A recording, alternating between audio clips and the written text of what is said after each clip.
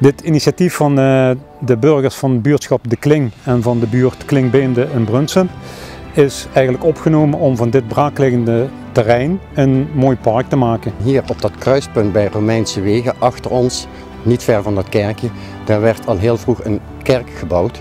En die kerk die heeft als hart, als centrum van een parochiedienst gedaan. De Stichting De Limpus heeft dit gebouw toen aangekocht onder de verplichting om het in stand te houden. De zusters van het Kostbaar Bloed namen de pastorie in bezit.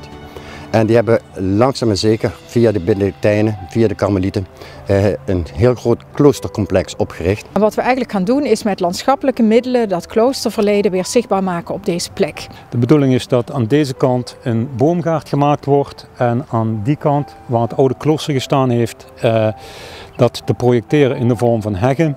En daar leiden we ook dat fietspad doorheen. Gaan we met stalen frames zorgen dat we mooie taxushagen heel mooi daaromheen leiden, zodat dat echt eigenlijk twee wanden worden. We proberen natuurlijk ook op allerlei manieren de geschiedenis, de archeologie van deze plek zichtbaar te maken.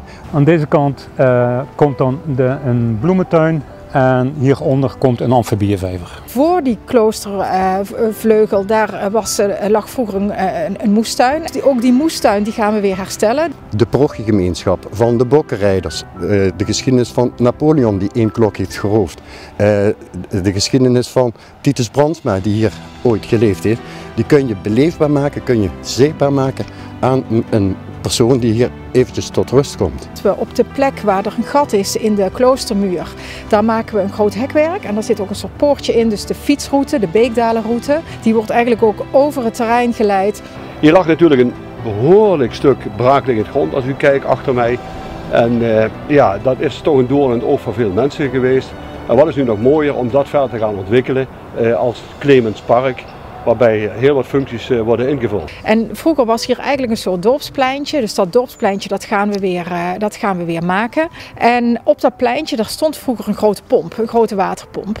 En we gaan ook weer op dat plein een soort gestileerde versie van die oude pomp plaatsen. En daar komt een watertappunt in. En nou, dat is en een mooi object hier op dat plein, maar wat ook heel aardig is dat dat eigenlijk aan die Beekdalenroute ligt, aan die fietsroute. Weer en wind dienende, corona dienende, hopen we dat we in het voorjaar van 2022 het park fraai met de nodige bezoekers kunnen openen.